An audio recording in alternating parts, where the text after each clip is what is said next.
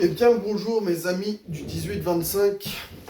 Aujourd'hui, en cette nouvelle journée du 27 janvier, je crois, ou du 28 janvier, on va parler, 2025 bien sûr, on va parler d'un sujet intéressant, on va parler de l'éveil spirituel. Et de la question, deux questions vont se poser. Est-ce qu'il faut s'éveiller pour s'en battre les couilles, ou est-ce qu'il faut s'en battre les couilles pour s'éveiller? Alors la réponse à cette question n'est pas simple, et on va tenter d'y répondre. La réponse à ces deux questions n'est pas simple, mais on va tenter d'y répondre. D'abord, on va essayer de définir ce que c'est l'éveil spirituel. Mon interprétation de l'éveil spirituel, c'est que l'éveil spirituel, c'est le contrôle total de son attention. C'est la désidentification consciente de ses pensées qui est totale. C'est le contrôle total de ses pensées. C'est un battage de couilles infini et une unité avec le monde. Alors, la question que vous allez vous poser, est-ce que j'ai atteint cet éveil spirituel? Eh bien non. Cet éveil spirituel est une attention continuelle de chaque instant. Donc on n'atteint jamais vraiment cet état spirituel, pardon.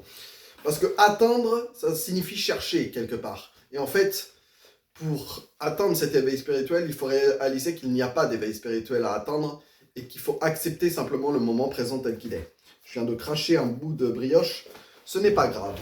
Alors, la question qu'il faut se poser, c'est est-ce qu'il faut s'en battre les couilles pour atteindre l'éveil, ou est-ce qu'il faut s'en battre les couilles pour atteindre l'éveil, ou est-ce qu'il faut s'éveiller pour s'en battre les couilles? Voilà, c'est ça. Est-ce qu'il faut s'en battre les couilles pour atteindre l'éveil, ou est-ce qu'il faut s'éveiller pour s'en battre les couilles? La réponse à ces deux questions, en fait, est complémentaire. Je dirais que dans un premier temps, il faut s'en battre les couilles pour atteindre l'éveil. C'est-à-dire qu'il faut lâcher prise de manière infinie pour atteindre un semblant d'éveil spirituel, un éveil partiel du moins. Moi j'ai vécu plusieurs éveils partiels, des insights, on appelle ça des insights dans le domaine de la spiritualité.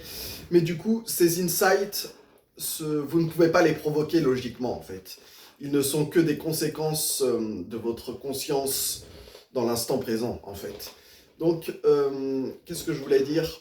Excusez-moi, je suis un peu fatigué, je viens de me réveiller, je voulais faire cette vidéo. Mais bref, ces insights et ces réalisations, en fait, sont des conséquences de votre conscience à un instant T. Et donc, du coup, l'éveil spirituel va devenir votre destinée, en fait. Votre destinée parce que votre conscience va chercher en permanence à s'élever.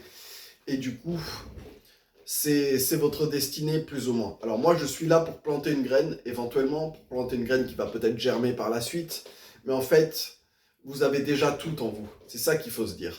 Vous connaissez déjà tout en vous, vous avez toutes les connaissances en vous, il faut simplement l'éveiller. Et pour l'éveiller, je vous conseille de lire, encore une fois, Le pouvoir du moment présent d'Eckhart Tolle. Ce livre m'a changé la vie, mais de méditer, comme je le répète très souvent, de méditer, de lire des livres. Krishnamurti est un bon... Peut-être un peu trop compliqué à lire. Krishnamurti, j'admets, c'est compliqué à lire, mais Krishnamurti permet de détruire vos croyances erronées sur le monde et de vous remplacer par des nouvelles. Mais j'admets qu'il est un peu complexe à lire. Mais sinon, il y a Osho, Alan Watts, il y a qui d'autre? Il y a Joe Dispenza, il y a qui d'autre? Il y a...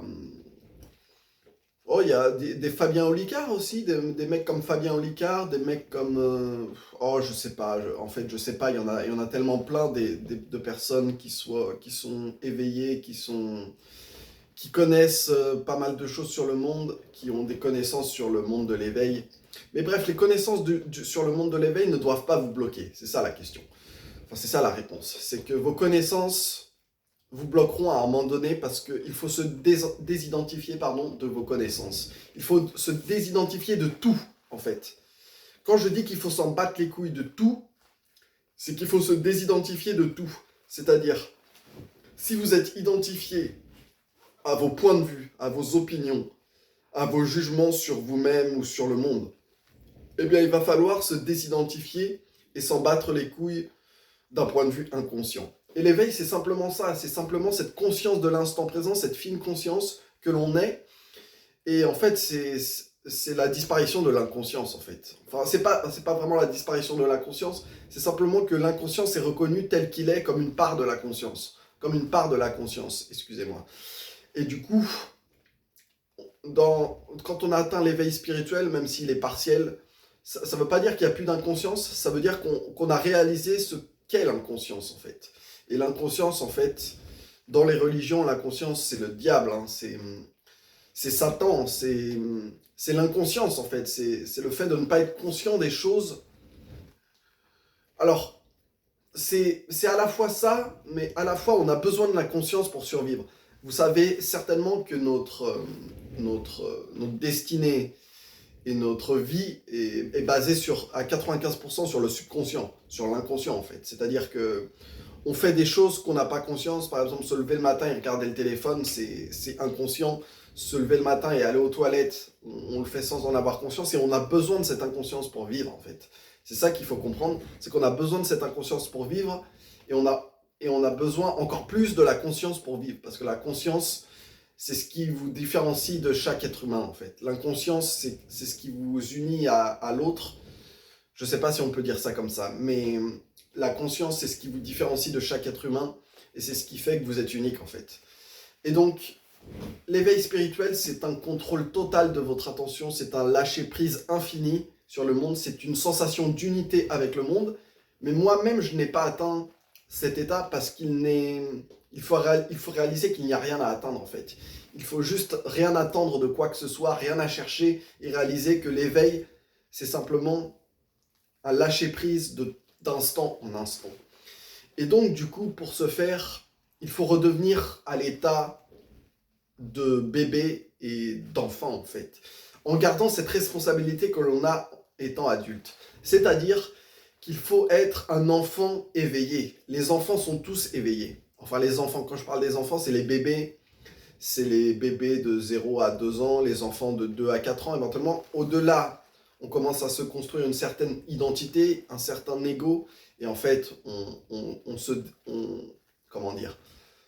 détache de Dieu à partir de la petite enfance pour expérimenter l'ego, en fait. L'ego. Et en fait, à l'âge adulte, il faut réaliser qu'on a le choix de se désidentifier de cet ego. Mais l'ego, vous n'avez pas le choix que de l'expérimenter, parce que l'ego, c'est votre réalité, pas divine, mais votre réalité matérielle, et la conscience derrière l'ego est votre réalité divine. Donc il faut mixer ego et conscience, en fait. C'est un mixage des deux en permanence, en fait. C'est-à-dire que vous devez réaliser que l'ego est une illusion pour aborder la conscience. Mais la conscience n'est pas une illusion, la conscience est réelle. La conscience est réelle et l'ego est une illusion, mais il est à la fois réel parce que votre croyance en cet ego, s'il existe, enfin, il existe, mais la croyance lui confère une identité malléable.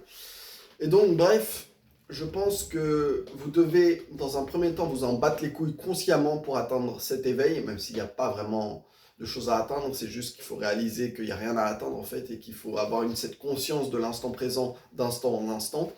Et du coup, après l'éveil, même si c'est toujours difficile de dire d'après parce que le temps n'existe plus après. Le temps n'existe plus, le passé et le futur vous pouvez aller de manière consciente, c'est-à-dire que vous pouvez aller dans le passé, dans le futur de manière consciente, sans que ce soit le passé et le futur qui viennent vous troubler, sans que ce soit l'anticipation et la mémoire qui viennent vous troubler. C'est ça la grande différence. Mais l'éveil va vous permettre de vous en battre les couilles de manière plus infinie en fait. C'est-à-dire que vous allez dans un premier temps vous en battre les couilles de manière consciente, et après vous allez réaliser qu'en fait le battage de couilles est votre identité en fait. Et quand vous allez réaliser que le battage de couilles est votre identité, ça va devenir inconscient, le battage de couilles. Et par la conscience, vous allez pouvoir vous en battre les couilles à un niveau encore plus élevé. C'est-à-dire que ça devient inconscient et par la suite, vous devenez conscient. Bref, cette petite vidéo est finie. Je voulais vous parler de l'éveil un peu. J'espère que vous vous éveillerez bientôt.